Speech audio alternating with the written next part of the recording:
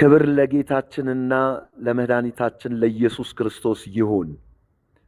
አምላካችን በነገር ሁሉ ትልቅ ኃያል ዘላለማዊና ጻድቅ አባት ነው። እርሱ ደግሞ ከሰጠን አንዱ ትልቁ ነገር ውስጥ እስትንፋሰ መለኮት የመለኮቱን እስትንፋስ ይሄ ዲቫይን ኢንስፓይሬሽንን ነው።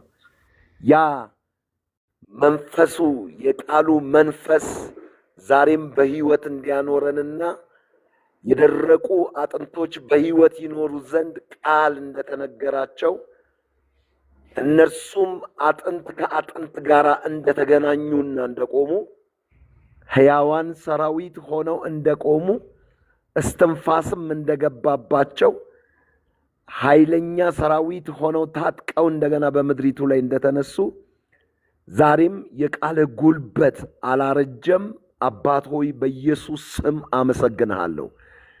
የሞተውን ሕያው ያደርጋል፣ የጠፋውን ይመልሳል፣ የወደቀውን ያነሳል፣ መንፈሳዊ እይታን ይሰጠናል፣ ዓይኖቻችንን ይከፍታል፣ ማየት የሚገባንን የጽድቅ እይታ እንድናይ ያስችለናል። አባት ሆይ በቃል ማዕድ ዙሪያ ላይ ተሰብስበናል። ዛሬ ለየት ባለ ሁኔታ በጌታ በኢየሱስ ስም ታስተምረንና ትልልቅ መገለጦችን ኢምፓርት ታረገን ዘንድ ታካፍለን ዘንድ ተካፍለን የምንወጣ ዘንድ በኢየሱስ ክርስቶስ ስም እንጸልያለን። ደግሞም ቃሉን በመግለጥ አፌን በመክፈት የወንጌልን ምስጢር ሁሉ እንድናገር ስለ እኔም ጸልዩ እንዳለ ያ ታላቅ የእግዚአብሔር ባሪያ ዛሬም ጌታ ሆይ ለፓስተር መርከቡ ጸልያለሁ። እግዚአብሔር ሆይ የወንጌልንና የቃሉን ጉልበት በመግለጽ እንዲገባ የቃሉን እውነት ያስተምረን ዘንድ በጌታ በኢየሱስ ክርስቶስ ስም የመገለጥን አቅም መረዳትን ጥበብንና ማስተዋልን እጅግ አብዝተህ እንድትሰጠው ለባሪያ በትምህርቱ ውስጥም በሚያልፈው ጸጋ ለብዙዎች እግዚአብሔር ሆይ መሰረት ይወጣ ዘንድ ብዙዎቻችን ተባርከን ከጸጋ መካፈል ይሆንልን ዘንድ በናዝሬቱ ጌታ በኢየሱስ ስም ጸልያለሁ።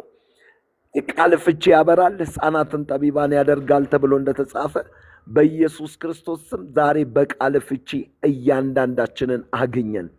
የዘላለም አባት እግዚአብሔር ሆይ የቃልህ መገለጥ የቃል ብርሃን ለኛ ለእያንዳንዳችን ሆኖልን ዓይኖቻችን ተከፍተው ማየት እንዲችል እግዚአብሔር ሆይ የቃል ፍቺ ያበራል እንደሚል አብርቶልን እንድንወጣ ሕፃናትን ጠቢባን ያደርጋል እንዴት እግዚአብሔር ሆይ እንድናድግ ማቹርድ እንድንሆን እንድንበስል በማስተዋል ነገሮቻችንን ሁሉ ተባርክልን ዘንድ በኢየሱስ ክርስቶስ ስም ጸለይን።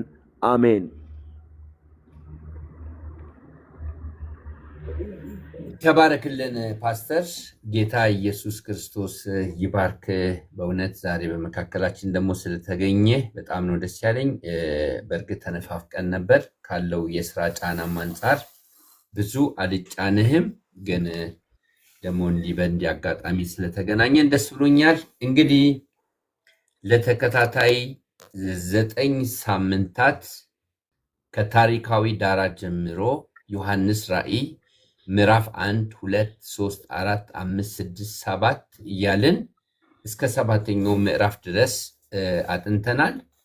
በተለያዩ ምክንያቶች ደግሞ በቋሚነት በየሳምንቱ የምንማረው ትምህርት ለተወሰነ ጊዜ ተቋርጧል። ዛሬ ደግሞ ጌታ ረድቶኝ 13 ቁጥር ያለውን 8ኛውን ምዕራፍ አብረን በጋራ እንድንመለከት ጌታ ደግሞ ረድቶን ተገናኝተናል። እንግዲህ ታሪካዊ ዳራውን ደግሞ እግረ መንገድ የሚሆን ዛሬ ለመጀመሪያ ጊዜ ወይ ዛሬ ለመጨረሻ ጊዜ ሰምቶ ለሚወጣ ሰው ስለሚጠቅመው የምዕራፉን ክፍፍል በተመለከተ በአእምሯችሁ በደንብ እንድትይዙ ደግሜ ደጋግሜ እናገራለሁ። ከዚህ በፊት ለሰማችሁኝ መደጋገም የትምህርቶች ሁሉ እናት ነው ስለሚባል በደንብ ትይዙታላችሁ። ዛሬ ለመጀመሪያ ጊዜ ደግሞ የምትሰሙኝ ሰዎች ደግሞ ከዚህ በኋላ በደንብ አድርጋችሁ ላለመርሳት በደንብ ትይዛላችሁ ማለት ነው። ስለዚህ ምዕራፍ 1 ዮሐንስ ራእይ ምዕራፍ 1 መግቢያ ነው። ምዕራፍ 2 እና 3 ደግሞ የሚያመላክተው ለሰባቱ አብያተ ክርስቲያናት የተላከውን ደብዳቤ ነው። 4 እና 5 ሰማያዊ አምልኮ ነው። ከ6 እስከ 19 ደግሞ ሰባቱ የመከራ ዘመንን የሚያመለክት ነው። 20ኛው ምዕራፍ የሺህ ዓመት መንግስት ነው። 21ኛው ምዕራፍ የነጭ ዙፋን ፍርድ ይሆንና 22ኛው ምዕራፍ የዘላለም ህይወት ነው፣ ወይም ደግሞ ዘላለማዊ መንግስትን ነው የሚያመለክተው ማለት ነው። ስለዚህ አሁን እያጠናን ያለነው ከምዕራፍ 6 እስከ ምዕራፍ 19 ሰባቱን የመከራ ዘመንን በተመለከተ ምዕራፍ 6ን ምዕራፍ 7ን አይተናል። ዛሬ የምንመለከተው ምዕራፍ 8 ነው። በአጠቃላይ ከምዕራፍ 6 ጀምሮ እስከ ምዕራፍ 19 ድረስ በዘመኑ ፍጻሜ እግዚአብሔር ቅሬታውን ለማዳን በዓለም ላይ ታይቶና ተሰምቶ የማይታወቅ መከራ በሚያመጣበት ጊዜ ማዳኑም ስቴፕ ባይ ስቴፕ ከፍ እያለ ነው የሚመጣው። ቁጣውም ስቴፕ ባይ ስቴፕ ከፍ እያለ ነው የሚመጣው። የእግዚአብሔር የማዳን እድገቱም ሂደቱም ከፍ እያለ ነው የሚሄደው። ቁጣውም አንድ ጊዜ አይደለም፣ ቀስ በቀስ ነው። ስለዚህ ከ6 እስከ 19 ባለው ክፍል ላይ 3 አይነት መዓት ነው የምንመለከተው። የመጀመሪያው የማህተም መፈታት ነው። ከማህተም መፈታት በኋላ በመቀጠል የምናገኘው የመለከት መነፋት ነው። ማህተም ሲፈታ የእግዚአብሔር ቁጣ ይወርዳል። በመቀጠል ደግሞ መለከት ሲነፋ የእግዚአብሔር ቁጣ ይወርዳል። መጨረሻ ላይ ደግሞ የእግዚአብሔር የቁጣው ጽዋ ሲፈስ የእግዚአብሔር ቁጣ ምድር ላይ ይወርዳል ማለት ነው። ስለዚህ በእነዚህ ምዕራፎች ከ6 እስከ 19 ባለው በዓለም ታሪክ ላይ ታይቶና ተሰምቶ የማይታወቅ ጊዜው አጭር የሆነ ሰዎችን ከዳር እስከ ዳር የሚያካትት መከራ ነው የሚሆነው። በዚህ መከራ እግዚአብሔር የሚያድነውን ቅሬታው ምን ያደርጋል? ያድናል።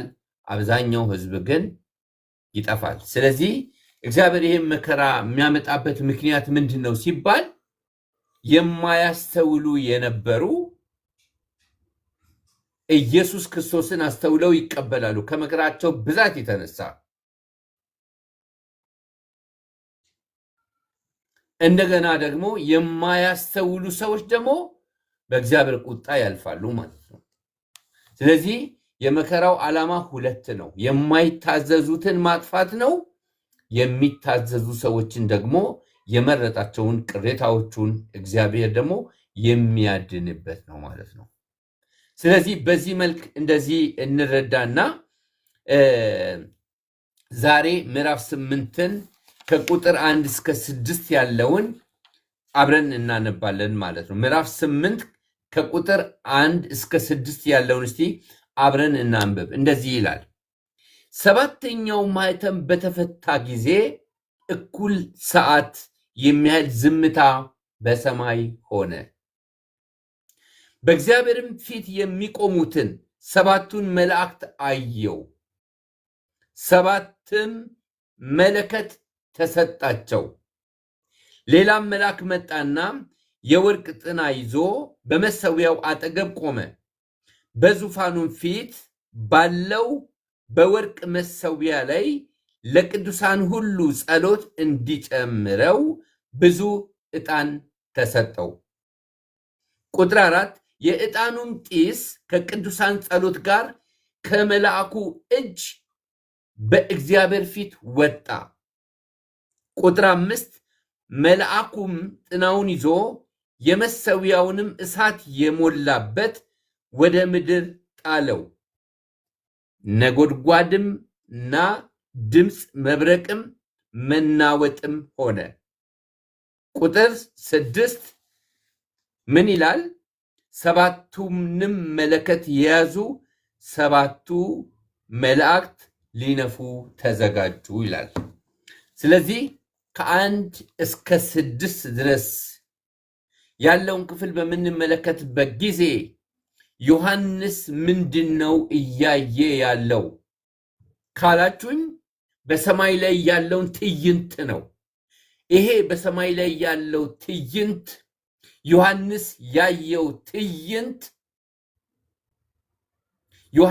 ያየው ትዕይንት ምን ሊሆን ነው ካልን፣ በምድር ላይ የእግዚአብሔር ቁጣ ሊፈስ መለከት ሊነፋ እግዚአብሔር መላእክቶቹን እያዘጋጀ ነው።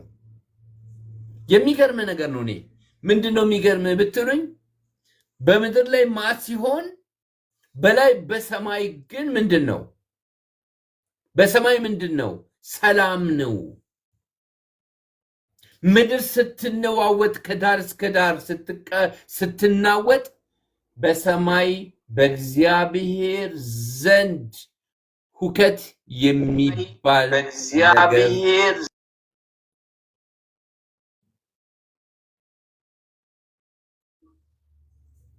በእግዚአብሔር ዘንድ ሁከት የሚባል ነገር የለም። ሰማይ ሰላም ነው።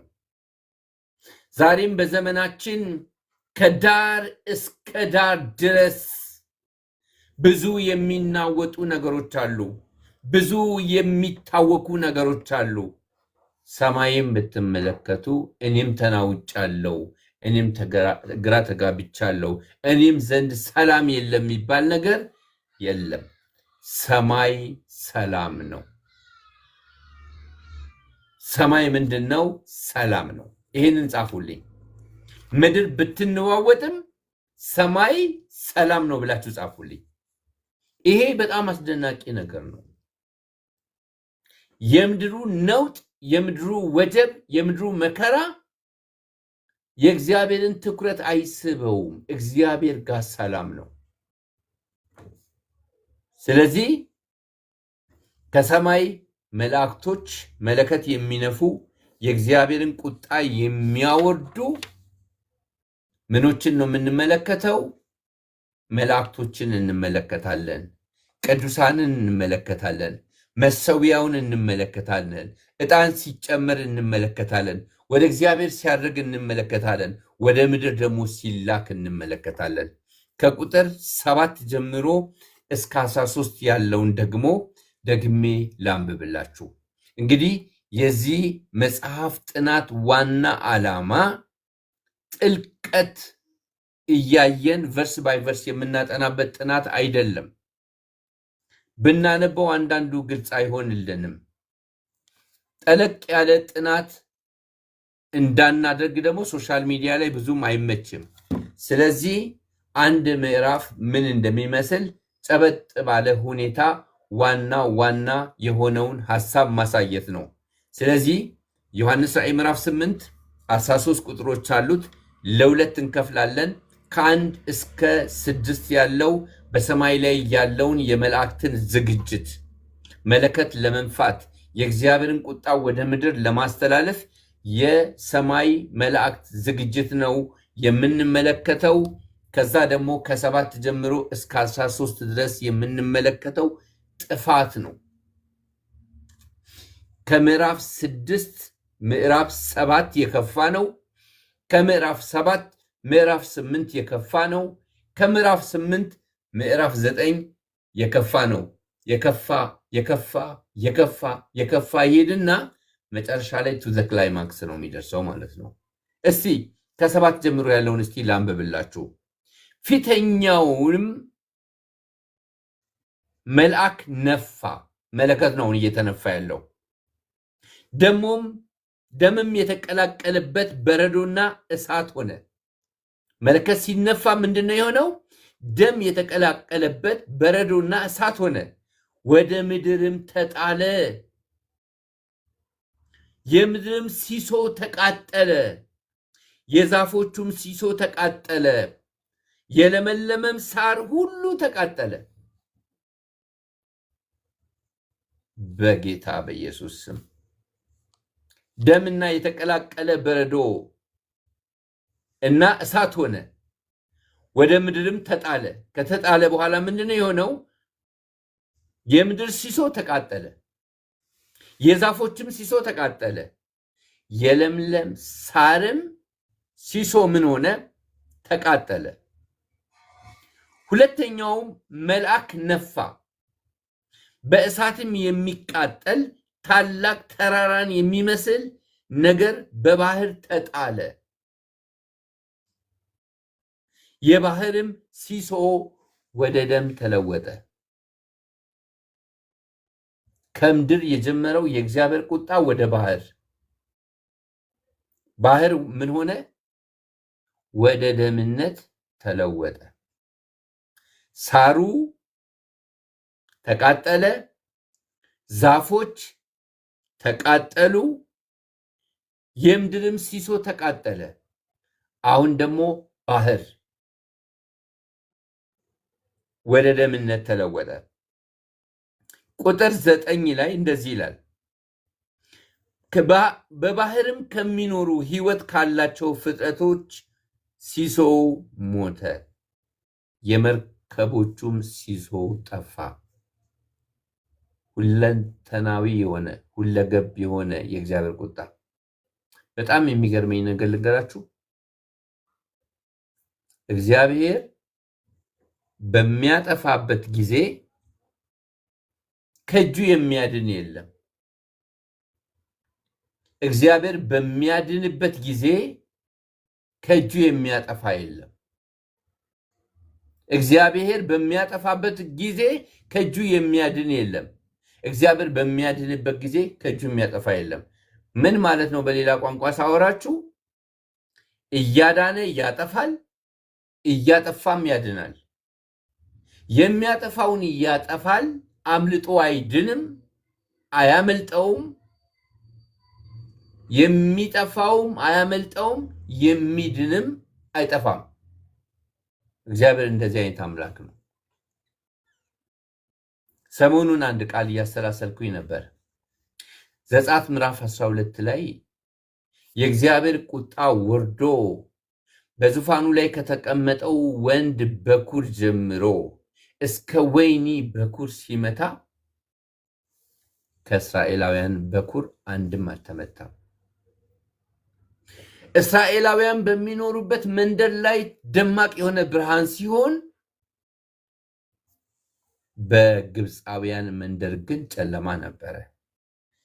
ይሄ እንግዲህ ለጻድቁ የመጣው ለኃጢያን ይተርፋል፣ ለኃጢያን የመጣው ለጻድቁ ይተርፋል የሚባል ነገር በእግዚአብሔር ካላንደር ውስጥ አይሰራም። ሰዎች አመለካከታቸውን ሊያስቀምጡ ይችላሉ፣ በመጽሐፍ ቅዱስ ውስጥም ቢሆን ግን በሚያድንበት ጊዜ ከእጁ የሚያጠፋ የለም። በሚያጠፋበት ጊዜ ከእጁ የሚያድን የለም። ኃጢአተኛውን አያድነውም፣ ጻድቁንም አያጠፋውም።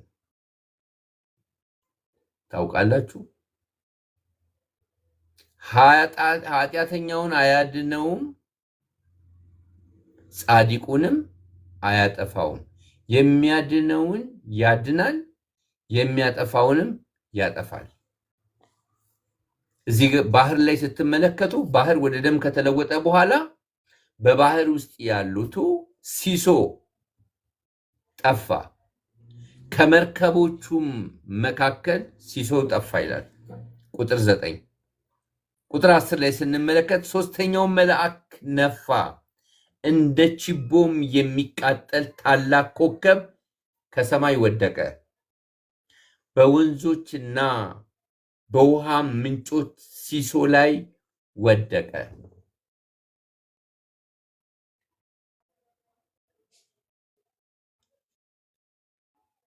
የኮከቡም ስም እሬቶ ይባላል። አይገርምም? ምድር ላይ ዛፎች ላይ ምድር ላይ ዛፎች ላይ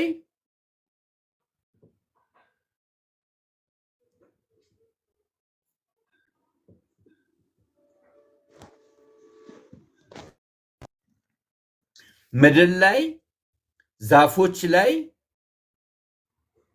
ሳሩ ላይ ባህር ላይ ከዛ ወንዞች ላይ ምንጮች ላይ እግዚአብሔር ተዋጊ ነው። ጻፉልኝ። እግዚአብሔር ተዋጊ ነው። ሰው ሰራሽ ጦርነት ይሄንን የሚያህል የሚያስፈራና የሚያስደነግጥ ከሆነ በእግዚአብሔር ጦርነት ፊት ማን ይቆማል? እግዚአብሔር ኃጢያኑን ይዋጋል። እግዚአብሔር ፍጥረቱን ይዋጋል።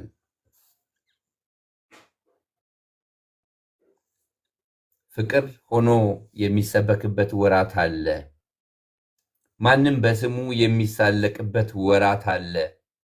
ተራራ ሆይ በዙፋኑ ላይ ከተቀመጠው ከበጉ ቁጣ ሰውረን ተብሎ ተራራ የሚለመንበት ኮረብታ የሚለመንበት ጊዜ አለ። የሚገርም ነው። የውሃውም ሲሶ መራራ ሆነ፣ የሚጠጣው ውሃ መራራ ሆነ። መራራም ስለተደረገ በውሃዋ ጠንቅ ብዙ ሰዎች ሞቱ። ተፈጥሯዊ ይመስላል። የእግዚአብሔር ቁጣ አያስታውቅም። መቅሰፍት ነው እንዳትሉት መቅሰፍት አይመስልም። ሰው ውሃ ጠምቶት በሚጠጣበት ሰዓት ውሃ ውስጥ ካለው መራራ ነገር የተነሳ በውሃ ይሞታል። በውሃ ሰው ሲሞት ቁጣ ነው አይልም፣ ማስ ነው አይልም።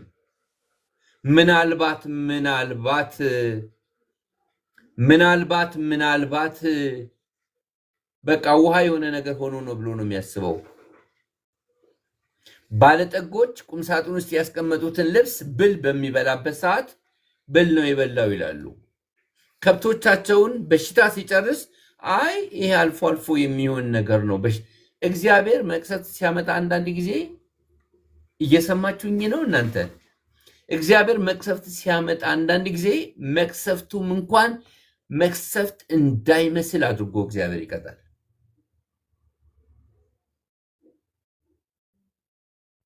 የሚገርመኝ ይሄ ነው። ምንድነው የሚገርምህ ካላችሁኝ፣ መቅሰፍት አምጥቶ መቅሰፍት በማይመስል መንገድ ይቀጣል። እንዳይመለሱም መቅሰፍት ነውም እንዳይሉም መቅሰፍት አይደለም ብለውም ለአእምሮ አልፈው ተሰጥተው ከንቱ በሆነ መጽናናት እንዲጽናኑ እግዚአብሔር እንደዚህ ያደርጋል። ስንቶቻችሁ ታውቃላችሁ የእግዚአብሔርን ባህሪ? እግዚአብሔር እንደዚህ ያለ አንድ ጊዜ በነቢያት በኩል መጀመሪያ አለ፣ ስሙኝ፣ መጀመሪያ ቤት ይሰራሉ አለ። ቤት ሲሰሩ ቤቱን አፈርሳለሁ አለ። ቤቱን በማፈርስበት ሰዓት በቃ ቤቱ በሆነ መንገድ በራሱ ጊዜ ነው የፈረሰው ይሉና እንደገና ምን ያደርጋሉ? ሳያስተውሉ መመለስ ሲገባቸው ቤታቸው ሲፈርስ መመለስና ማስተዋል ሲገባቸው ኧረ ይሄማ ምን ችግር አለ እጃችን ሁሉ በእጄ ሁሉ በደጄ ነው ብለው በማግስቱ ሀዘናቸውን ለመርሳት ሌላ ቤት ይሰራሉ። ሌላ ቤት ሲሰሩ ቤቱን አልነካውም፣ ከቤቱ ደግሞ እነሱን አፈርሳቸዋለሁ ይላል። ካን ዩ ቢሊቭ? አሁን እንደዚህ ብዬ ስሰብክ እኔ በጣም ነገረኛ ሰው አልመስልም? የእግዚአብሔርን ምሕረት የእግዚአብሔርን ርኅራኄ የማላቅ ሰው አልመስልም? ጥንቅቅ አድርጌ ነው የማውቀው። ፍቅሩን ጥንቅቅ አድርጌ አውቃለሁ በማውቀው ልክ። አዘ ሴም ታይም እግዚአብሔር ደግሞ የሚቆጣ አምላክ እንደሆነም ደግሞ አውቃለሁ። ስለዚህ ባላንስድ ነኝ ማለት ነው። ይሄንን ከእግዚአብሔር ቃል ያነበብኩለታ እንደዚህ ነው ያልኩት። እግዚአብሔር ነው ወይ እንደዚህ የሚያደርገው ነው ያልኩት። በዘመናችን ቋንቋ ቃሉን አልጠቀምም ለእግዚአብሔር እንጂ እግዚአብሔር በጣም ዋይዝ የሆነ ቢመረመር የጥበቡ የማስተዋሉ የእውቀቱ አደራረቡ የማይደረስበት አምላክ ነው። ያንተ አምላክ የመጨረሻውን ከመጀመሪያ የሚያውቅ የሚያደርገውን የሚያውቅ ማንም የማያማክረው ተሳስተሃል የማይለው የማይስተካከል እሺ ተሳስቻለሁ የማይል አደራረጉን እንኳን ሰው የማያስተውለው ያንተ አምላክ እንደዚህ አይነት አምላክ ነው።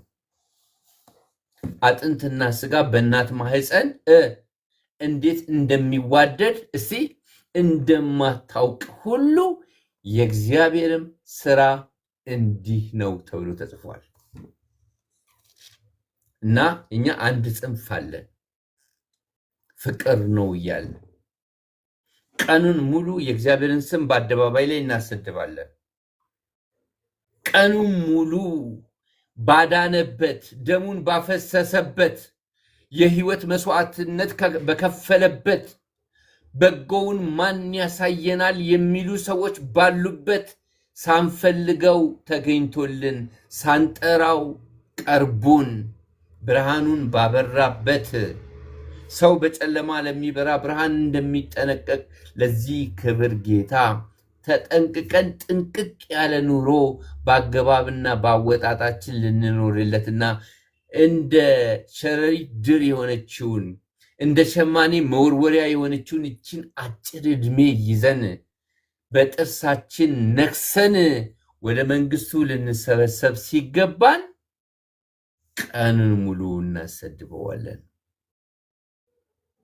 እግዚአብሔር ይፈርዳል ብላችሁ ጻፉልኝ። እግዚአብሔር ይፈርዳል፣ ማንም አይመልሰው። ፍሎሪዳ ላይ ሲፋንኑ በጎጆዋ ላይ ባለችው ወፍ አይደለም እንዴ እሳት የላከው? ከታዳጊ አገሮች እሳት ማጥፊያ እርዳታ እንኳን ጠይቃ መቋቋም እስከማችል ድረስ ከቁጥጥር ውጭ አላረገም። አታውቁትም? በግልም በጋራም እግዚአብሔር ይፈርዳል። ስለዚህ በፍርሃት እንኑር፣ እንጠንቀቅ። ይህንን ከልቤ ነው የምነግራችሁ። ውሃ ሲጠጡ ውሃው ምን አደረገ? መራራ ሆነ። በውሃውም ጠንቅ ብዙ ሰዎች ምን ሆኑ? ሞቱ። መቅሰፍት አይመስልም።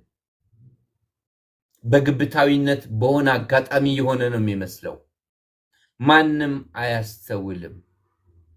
መቅሰፍትን መቅሰፍት አድርጎ አለማቅረቡ ራሱ ፍርድ ነው። መቅሰፍት እንደሆነ አስተውለው እንዲመለሱ አለማድረጉ ራሱ ፍርድ ነው።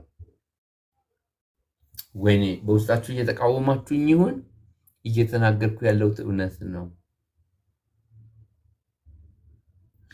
የእግዚአብሔርን ቃል ነው። በእውቀት ነው፣ በማስተዋል ነው፣ በመረዳት ነው ማወራው። እንደመጣልኝ አላወራም። የገባኝን ነው፣ ውስጤ ያለውን እውነት ነው። እውነት ነው። እስቲ እውነት ነው ብላችሁ ጻፉልኝ። ቁጥር 12 ላይ እንደዚህ ይላል።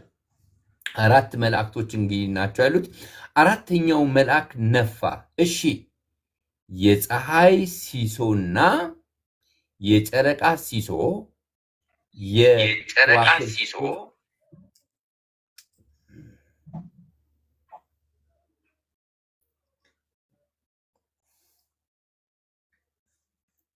የከዋክብት ሲሶ ተመታ።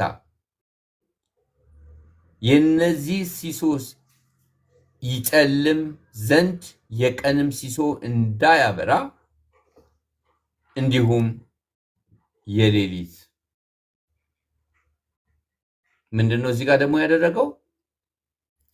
ሰማይ ላይ ያሉትን ፀሐይን፣ ጨረቃን፣ ከዋክብቶችን በቀን ብርሃን የሚሰጡትን በሌሊትም ብርሃን የሚሰጡትን ሲሶውን መታ። ከዛ ደግሞ ምን ሆነ? ሌሊት በሌሊት ልክ ብርሃን ነበር፣ ቀን በቀን ልክ ብርሃን ነበር። አሁን ግን ሲሶ የቀንም የማታም ጨለማ ሆነ። እንግዲህ ቁጣው የጋ ነው የቀረው? ሰማይ ላይ ብትሉ አለ፣ ምድር ላይ ነው ብትሉ አለ፣ መሬት ላይ ነው ብትሉ አለ፣ ባህር ላይ ነው ብትሉ አለ፣ ወንዝ ላይ ነው ብትሉ አለ፣ ምንጭ ላይ ነው ብትሉ አለ። የእግዚአብሔር ቁጣ ከላይ ከፀጉር እስከ ጥፍር የማለት ያህል ነው። ያልነካው፣ ያልዳሰሰው፣ ያልጎዳው የለም። ምን ትላላችሁ?